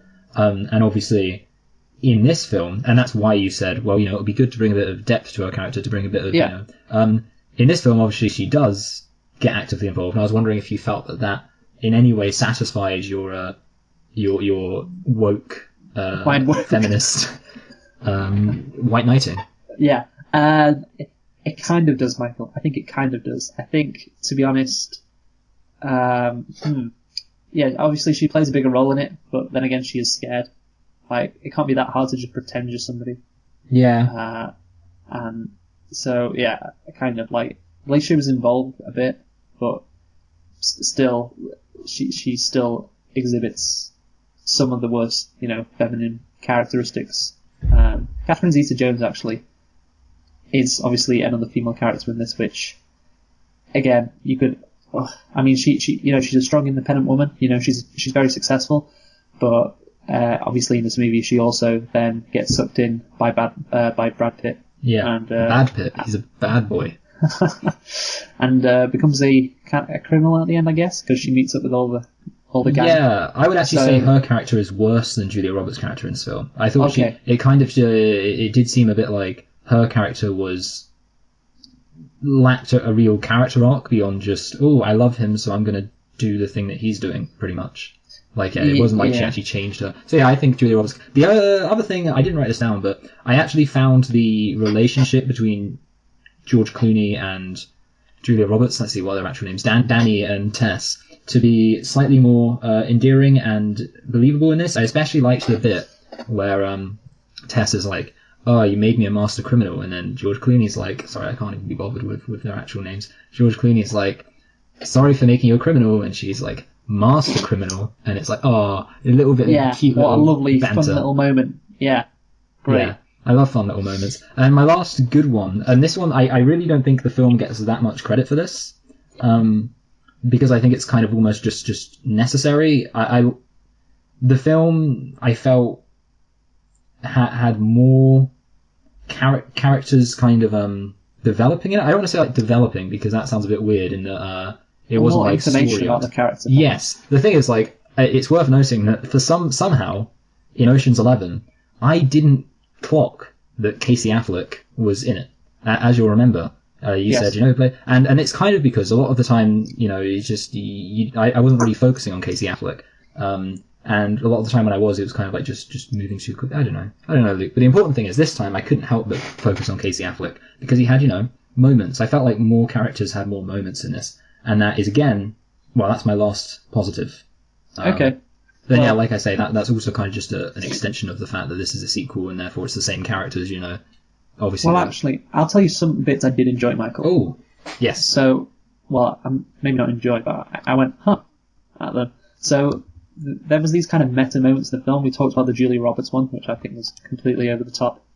And, like, that's the thing, you can make a reference to it, like, doesn't she look like Julia Roberts? But to make, like, it a major plot point in the movie... Yeah. It's going too far. But there was this moment where Matt Damon is asking to play a bigger role in the heist. Remember when they're on the plane going to Amsterdam? Yeah. And it's kind of a meta moment because it's like he's also asking to play a bigger role in the movie. You know, he wants to get onto the same level as Brad Pitt and George Clooney. That's true, which Luke. He's just, you know what? He's just below. I didn't realise that, but when you put it like that, this film's a masterpiece. Yeah, it's a masterpiece. Yeah. 10 out of 10. I just realised I actually only have 2 criticisms of this film, but I'm sure I'll agree with a lot of yours. Anyway, do you have any more positives? Yeah. So the George Clooney 50 joke. Oh yeah, that's fine. Yeah, that's good. I checked. He was actually 43 at the time. They filmed it, so I imagine it was another case of like somebody said to George Clooney, "Oh, you're 50 years old," and he couldn't believe it. He was like so taken aback. So they put it in the movie. Oh, you know what, Luke? On that note, actually, I just wanted to say something about this film I think, is that so sometimes you get not very good, quote, comedies that are very cynical, and it's obvious that it's kind of like that people just said, oh, you know, like Grown Ups 2, you know, I mean, obviously no film's as bad as Grown Ups 2, or Daddy's Home 2 for that matter, where it does kind of feel like somebody said, okay, we've got to make the sequel because it will probably make some money, you know, just write some jokes, blah, blah, blah. One thing I will say is this film did seem like the people making it were having fun. It seems like this film came from an actual desire. Of course, that's all that matters, really. Yeah, well, you know, I mean, those Hollywood movie stars are having fun making a fucking movie. It's not as evil as Grown Ups 2 or Daddy's Home 2, where it's very clear. Yeah. Oh yeah. No. That's that. Grown Ups 2 and Daddy's Home 2 and Jack and Jill. That's just cynical. Yes. Like that's just straight up robbery. Yes. Another thing that I liked, and perhaps the thing I liked most in the movie, was when Matt Damon and Don Cheadle are trying to tell Tess Ocean how to be like Julia Roberts. Remember that part? Yeah, I don't remember the specifics of what they say, but they were saying like you've got like 10 dogs, or you're from the South, you're from Georgia, you were born in this place, and all that. And Don Cheadle is giving Julia Roberts advice on her accent. Yeah, it is quite funny. Like, drop the. What does he say? It's like drop the G's and elongate the vowels or something. That's what he said. Yeah, I thought that was quite funny. I think a bit of a meta moment. Don Cheadle giving advice. Yeah. Yeah, I think they could have gone a bit further with that because it was. They could have. Yeah. Don't screw this up, otherwise everybody will notice. Everyone will notice you're not talking right. Did his accent get better at all in this? Because I'm not sure if I was just used to it. Like we didn't write it down in things. I wasn't sure if it's just like because he must have been aware that people thought it was terrible. I couldn't really tell. Like at this point, I was like, am I used to it or? I think he improved a bit. I'll give him props for it. But yeah, so that's all the moments I enjoyed, I guess, in this movie. But now we got to talk about the plot, Michael. This is the reason. This is the reason why I think this movie is shit. The plot, because the plot is shit. And I guess we'll start off with the first part of the plot. Yes. Like when Terry Benedict's going around to all these places in America, rounding all these guys up. Yeah. And London as well to visit Don Cheadle. Does nobody call anybody to tell them, shit, Terry Benedict's coming? Like, hide or run? Yeah, I don't know. I mean, maybe he's perfectly choreographed it to happen all at once and made 12 or 11 clones of himself. I don't know how many clones he made. So he's got to go from like Chicago to New York to New Orleans to London. Like he's got to go all around the country, and obviously to Britain to find these guys. Nobody like gives a call to one of their associates. It's like, hey, you want to run? Terry Benedict is coming, you know, like he's found us. Get out of here as soon as you can. Yeah, you're right. I think that's a reasonable excuse for me to bring up one of the things I didn't like. This movie completely failed to take advantage of, to advance Benedict's character, in a meaningful way. Because obviously, one of the things I was complaining about in the last film is that I didn't buy Benedict as a really evil person. Like I didn't dislike Benedict that much. I just thought he was whatever. And then I kind of mentioned how the Ocean's 11 ends with Benedict's guys tailing George Clooney. And it's kind of like, it's setting up, the next film's going to be like The Empire Strikes Back. It's going to be, Benedict, he's going to do something that's going to screw them up, going to really mess them up. But then it's kind of like the most pointless thing. He's playing he's like kind of beholden to the ambitions of this other guy who's we don't even care about, and you just think, why not have him return and have him be more villainous? He's literally just like, hey, I found you, but I didn't find you on my own, even though I literally had some guys tailing you. I didn't find it on my own, and I'm also not even gonna do something to you of my own volition. I'm just communicating some other guy's message. Yeah, so, like, obviously, Ocean's 11 was great, because, well, it wasn't great, but one of the good points about it was why the story worked is, they got one over on this evil Terry Benedict guy. They got one over on him. Danny Ocean did it. He pulled the wool over his eyes and, absolutely did him, skinned him. But in this movie, like, straight away, he's gonna kill all of them. And all that stuff that happened in Ocean's 11 is, it's kind of like, it's like how the Resident Evil comparison, which I don't Yeah. Like, well, that whole movie before Ocean's 11, I mean, it set up Ocean's 12, but it's like, that great feeling when they all leave and go on their separate ways at the end of Las Vegas. Well, they're all coming back not because they want to do another mission or they got another plan. It's because that plan actually failed. Like, Terry Benedict now knows it was them and all these guys who did this heist. Yeah. So, yeah. It could have been, like... The thing is... Ocean's 11 a bit. I do think the Ocean's franchise as a whole, having watched the third film too, has a real problem with, like, pacing at the beginning, and it's not necessarily the worst thing in the world. Ocean's 11 obviously does it quite well, but in both cases, like, the thing, my big criticism of Ocean's 11 is I didn't really know the characters, and the reason I didn't really know the characters is because they were all introduced in these 30-second scenes each in the first 5 minutes of the film. And in this case, it's like you could have had a really good film here where, let's say, one guy gets captured by Terry Benedict, and the others, they're forced to kind of run to go underground. They've got to plan this. So it could be, for example, I just came up with a brilliant idea for it right now. Some guy gets captured, and the rest of the guys, they have to do a heist where they rescue the guy. So, the guy's in a secure facility, and they're like, we've got to rescue this guy. So rather than, rescuing money or diamonds, they're rescuing one of their people who's been captured. It would be great. Yeah, and the guy was arrested because he was trying to perform this heist on his own, because he needs money for something. And then all of them can help him do the actual proper heist. Exactly. Yeah, like maybe at another place. You've set up something, and it's like, nope, I'm going to go to Rome because of this Fox guy. Oh yeah, so this fucking Night Fox guy, right? So basically, this plot takes a while to get going. There's lots of like fanning about in Amsterdam beforehand. It's like quite convoluted. And then this, what? Holy guac! Do you know what this is just like? It's just like The Last Jedi. Because the whole thing is, like, they do all this stuff, and then it just fails. Like, that's kind of like... Because obviously, that's the big thing that happens in Lost Jedi. It's like, an entire plot just amounts to nothing, and that happens, like, a whole load of times in this film. It's like, we're doing everything, and then it just... nothing. Yeah. I just wanted to say about the whole bit beforehand in Amsterdam. I mean, Jesus Christ. So, after a complex series of schemes, they find a document has already been stolen by the Night Fox, another master thief. Europol detective Isabel Lahira is called to investigate the theft and realizes that she gave Russ the idea how to solve the complication of the heist with the description of a similar burglary earlier during the relationship.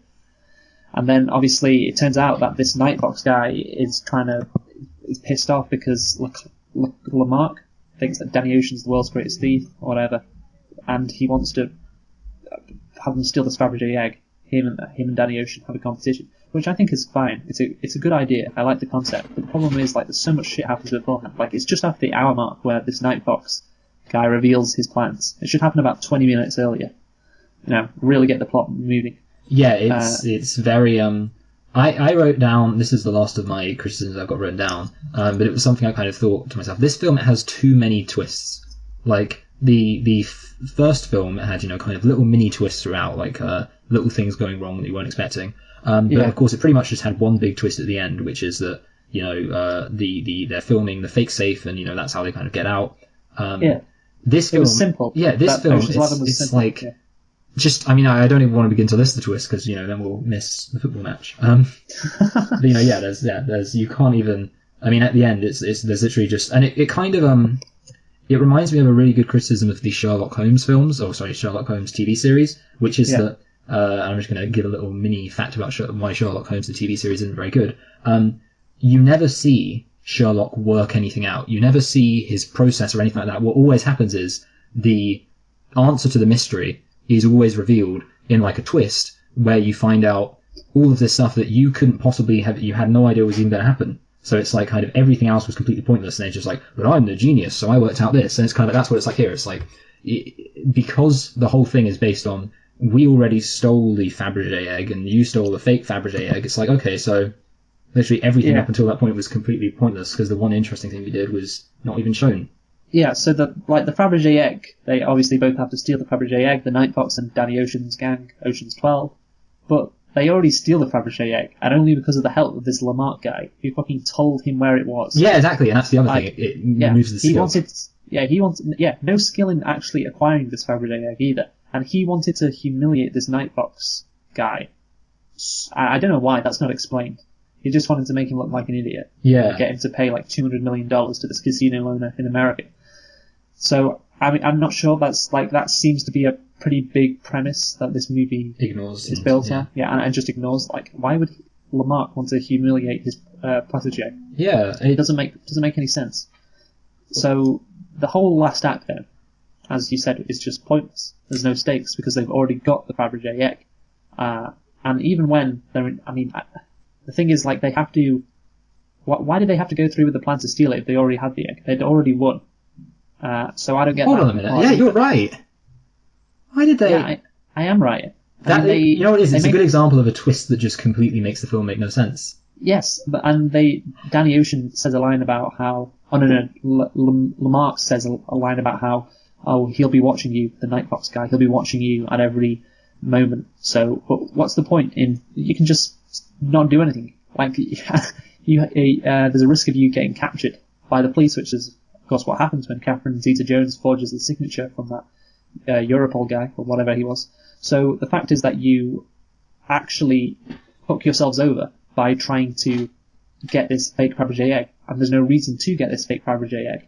But even when they get put in jail, it's fine, because Matt Damon's mum is there to bail them out. Yes. This film is like the textbook example of passive protagonists, and there's everything that happens to them, it happens a whole load of what because of just other people are there to help them for no reason. Yeah, and the twist. Yeah, sorry, go on. But it's just and then everything that they achieve, you don't actually see any skill or effort or ingenuity going into it. Yeah. So the twist at the end negates all of the supposed good stuff, and there's not even much of the good stuff. But by which I mean heisting. That's why Ocean's 11, I enjoyed it, and I imagine a lot of people were looking forward to Ocean's 12 because of the heisting. It's like we said before, a heist movie is exciting because you want to know how they did it, how they're going to do it, if they're going to escape. That's where their excitement is. That's where the tension is. There's not even a lot of heisting. There's not even the central reason why people go to watch this movie or these kind of movies. There's not even any of that really, and. The Fabergé egg is stolen because two people get in a fight and they just do the old switcheroo on the train. Yes. That's wow, what a great heist movie. And like I said, then all of that stuff is just fucking negated by the fact that they'd already stolen the Fabergé egg. So why did I watch this movie? Yes. You know what, Luke? You've I think you've put some real perspective on how this film. It's not very good. No, it's not very good. No, and then fucking Catherine Zeta-Jones. It turns out that the master criminal that she's been trying to capture is her dad. Wow, nobody could have seen that coming, eh? Yeah. Apart from me at the whenever it was when she said her dad died. Yeah. I was like, all right, now her dad's that master criminal thing. Look like Lamarck, whatever. Yes. It's not good, Michael, is the point I'm trying to make. It's not good. It's not a good film. No. And, there's not really any point to it. No. It's completely pointless. And, there are some fun moments that come from the fact that you could tell that they were having fun. And it's not, I don't think that they had contempt for their fans. I just think that, and the weird thing is, it just feels like it's kind of so irrelevant to the last film and detached tone wise and story wise. Yeah. Like I say, it wouldn't have been that difficult to make a good film. Just they already had kind of a decent film set up. Should not have been that hard. It's a heist movie. You've got all these characters. These movies rely on star power. You don't need a complex plot for people to enjoy it. As we saw from Ocean's 11, it's a simple plot. You've just got a lot of A-list actors doing their thing. That's all you need. Don't fuck it up with all this shit. Yeah, and the weird thing is actually some of the high stuff was quite good. I liked when they did the whole thing with they fired a crossbow which had a wire on it, and then kind of they sent a sling, That was good. Yeah, and that's kind of like an ingenious way to Give me more of that, Michael. Yeah, exactly. And the thing is, because they already had that in place, so just take that kind of pretty good heist stuff they had, maybe add a bit more to it, and then put it in a film where there's actual stakes, and also have that heist stuff actually be relevant. Yes. Yes.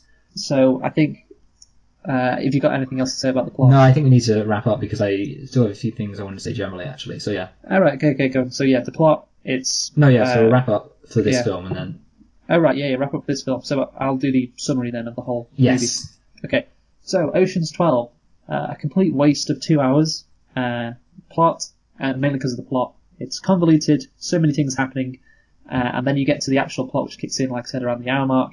And then from there on, it's barely interesting. Then you find out that the bit which is barely interesting was pointless because they already stole the Fabergé egg. I mean, yeah, it's just awful. And I'm glad the cast had so much fun. I'm glad they, had some fun times. And there was a few fun moments which I did enjoy, like I said. But the Julia Roberts moment, like I said, also jumping the shark went too far. So overall, Michael, very disappointed. It just needed to replicate the first movie, which wasn't hard at all. I think for the third movie, you're going to talk about that, maybe they did that a bit. But yeah, so I'm just going to give this movie a good old... should I give it a 3 or a 4 out of 10? What did you give Rogue One? I gave Rogue One a 5 out of 10. Give it a 4 out of 10 then.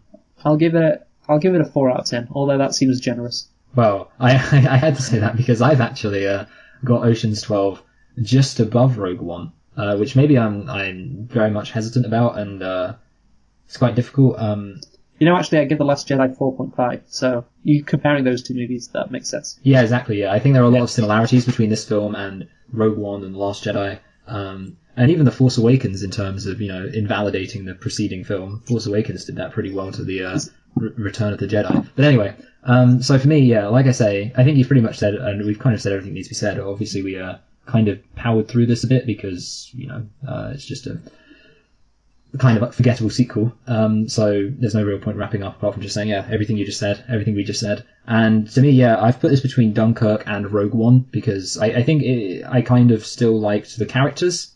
Like Rogue One had no characters basically. And so at least this film had that element. And also, I guess I should say, Rogue One was coherent though. Yes. Well, I don't know. I'll say this actually. I criticised Ocean's 11 because I didn't get much of a sense of camaraderie out of it. This film, I did get some more camaraderie out of it. Yeah, kind of, yeah. But you know what film I got quite a bit of camaraderie out of, Luke? Ocean's 13. Now, you didn't watch Ocean's 13, did you? No, give me a 2-minute summary. Okay. Ocean's 13 is a really, really good film. But I should admit that I had a bit of a situation with Ocean's Burnout. And I was watching it and I was kind of thinking to myself, like, I wasn't enjoying it massively, but I was kind of conscious of the fact that the reason I wasn't enjoying it, like, overly was because I had just been watching Ocean's films. The last 2 films I'd watched in Ocean's films. So yeah, accounting for the fact that I can pretty much attribute any lack of enjoyment, I think, to the fact that I had Ocean's Burnout. These are my 3 main... actually, no, I do have one criticism. My 3 main positives are, number 1, they have a far better antagonist. The antagonist is played by Al Pacino. Also, I think Ocean's 13 should have a better rating than Ocean's 12. Al Pacino plays the antagonist, and he is I'll just give you kind of like the premise of the film, not spoiling too much. He is a rival casino owner, and basically he screws over Saul. He screws over Ruben. Sorry, he screws over Ruben, the Jewish guy, and then Ruben kind of gets. I think he has like a heart attack because he's kind of like so stressed out about having been screwed over. So the gang get together and they kind of plan a mission of revenge where they want to sabotage this guy's casino and his hotel. And there's some really like unique ways they do it. For example, there's a guy coming in there to rate the hotel, a hotel reviewer, and it sounds petty, but it's quite funny the way they do it. They basically sabotage his experience at the hotel so that the guy doesn't get a 5-star review. I think I remember that. Yeah. And the other thing is, they had a really cool machine that analysed people's faces and heart rates and game results in real time to detect manipulation, which I thought was quite that's what Al Pacino had. And the other thing is, the characters were were back, they were having fun, and also they had a mission that was not pointless. They had a mission where, again, you actually had a bad guy who you didn't like, and you actually had a real clear motivation for why you should dislike him and why you should want to see him get his comeuppance. And all in all, it's a satisfying film. I do have one criticism, which is that they bring back both of the old villains. They bring back the Night Fox, and they bring back Benedict as helping the good guys in this film, which I thought was, I can't be bothered with that. But apart from that, it was really good, really impactful, and I would say probably watch it, but maybe give yourself an Ocean's break. Give yourself a continent between your oceans. Clever. I think I've seen Ocean's 13. Well, I know I have. What do you mean? I know I have. I remember the bit at the end where Terry Benedict helps them, and so does the Night. Doesn't the Night Fox get off a helicopter? Yes. I'm remembering that. So that happens. From what I remember, Ocean's 13 was decent, but I haven't watched it in a while. So I actually put it above Minority Report and below Avengers which puts it also above Ocean's 11, only by a bit. I would say there's something of a head scratch, but I thought, especially kind of coming off of, especially if you ignore Ocean's 12, if you just go from Ocean's 11 to Ocean's 13, then obviously you'd be a bit confused by the Night Fox and all that stuff. But but it's kind of like basically the same, but this time you know the characters better. I think it kind of gains an advantage just from the fact that you actually know the characters at this point, and when Ruben gets screwed over, you already know him because he's been the fun Jewish guy.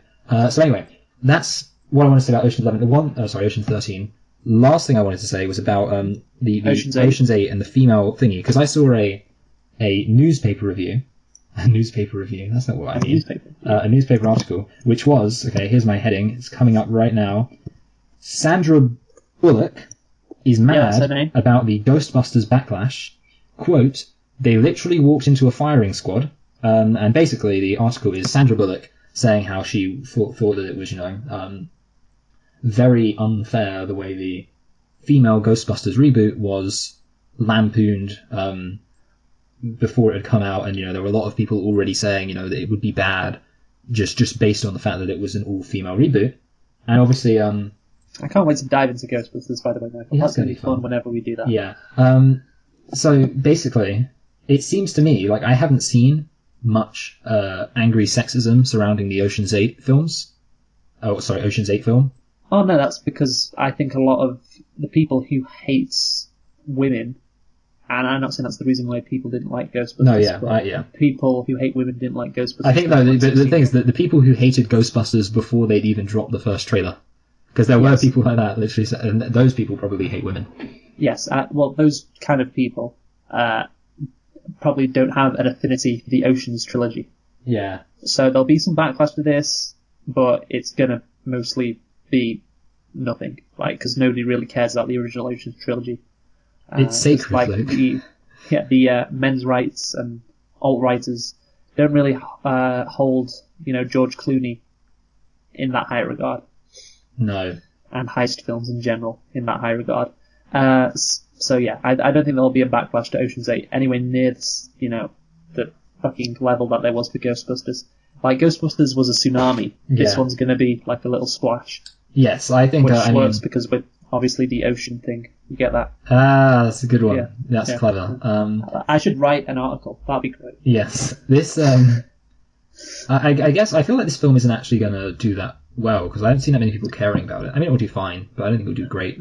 I mean, I'm looking at the review on Rotten Tomatoes. It's 78%. Yeah, I saw it had good reviews. Which is decent. But I think it's going to... I mean, I'm going to check the budget, actually. Have a guess for the budget, Michael. Well, what about when we review it? No, we won't. I'm going to guess, accounting for inflation, let's go for 100 and... No. It's 70 million. Okay. That makes sense, this film makes 200 million, then it'll be a success, and I imagine it'll make around that.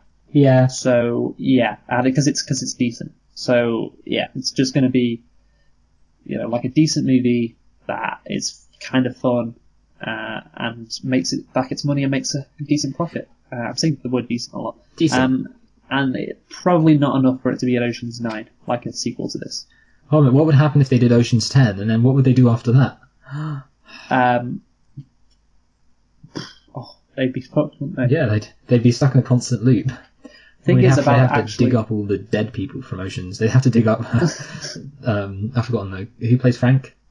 His name's on the tip of my. Bernie Mac. They'd have to dig up Bernie Mac and Well, we reshoot talked before Oceans. about the fact that Bernie Mac dying was the reason why they stopped making the Oceans films. Like they were going to continue to make them. CGI after it. Bernie Mac died. Just digitally reconstruct it. Yeah. So I do wonder if Bernie Mac hadn't died and it continued on for many years. Like, would there be an Oceans 13 and an Oceans 14? Oh, but there was an Oceans 13. Fuck. Would there be an Oceans 14, an Oceans 15, an Oceans 16? Because Oceans 13, I checked the box office, it made $310 million and had a budget of like $80 million, something like that. And that's pretty impressive. So they definitely, if everybody wanted to do it, would have been an Oceans 14. Oh yeah, I didn't guess the budget to Oceans 13, but whatever. It's silly. So it's like how far can they keep going until people lose interest? I don't know. Maybe like we would be reviewing Oceans 18 right now instead of Oceans 8 with Danny Ocean and Brad Pitt, or Rusty, whatever his name is, back again for the 6th time. Yeah, I don't know. I mean, these. Or 7th. Yeah. It's the only thing that can go on forever is James Bond.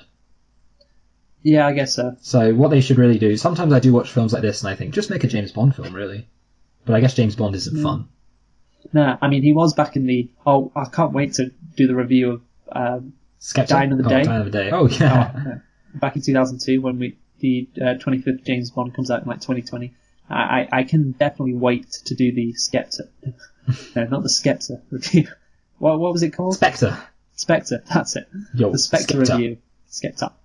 Which came out, I think, in 2015. Spectre. Yes, it did. And apparently it was just a fucking boring generic Bond film. 2015 was an awful year for films. That's what we learned.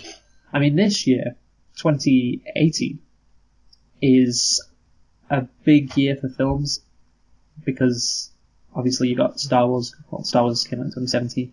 You got the Solo movie coming out. You got The Incredibles, Jurassic World, Mamma Mia, Deadpool 2. Deadpool 2, The Avengers, and some DC film at the end of the year as well. Yes. Oh, Incredibles. I'm excited for The Incredibles. Yeah, no, it's going to be a big old year of movies. Join us next week where we will be reviewing The Incredibles. Yeah, it'll be incredible. So, we have looked at Oceans 11, Oceans 12, and a bit of Oceans 13, and talked a bit about Oceans 14. No, fucking not Oceans 8. So many Oceans. I was actually, the worst thing is I was so confused when you messaged me, like, you were like, messaging me about Oceans 12. And for a minute, I was like, hold on a minute. Why is he watching Oceans 12? He should be watching Oceans 2. Because I was just, like, assuming. But yeah, obviously, it's very confusing. It's a bit like the 21 Jump Street effect, where you have to have the names correspond to the in-universe explanation for the names. I really enjoy those movies. You know what? Those would be an interesting films to review, possibly. I don't know. Yeah, I don't know. You're right. That's a comedy movie I like. Oh, good. I hate it. I think it's not funny at all. So, thank you for joining us for Oceans 11, Oceans 12, and a bit of Oceans 13, and a preview of Oceans 8, or predictions about Oceans 8, and a little talk about the year 2018 when it comes to movies. Yeah. Who have you been, Michael? I've been Michael. I have been Luke. We've been reflecting on all of what I just mentioned. Thanks for watching, and join us for The Incredibles next week. Goodbye. 1 minute until football starts. Does it start at 8? Well, I looked up kickoff times because I was actually wanting to check. To be honest, Luke, I'm actually not going to watch it because it's a friendly, and I don't care.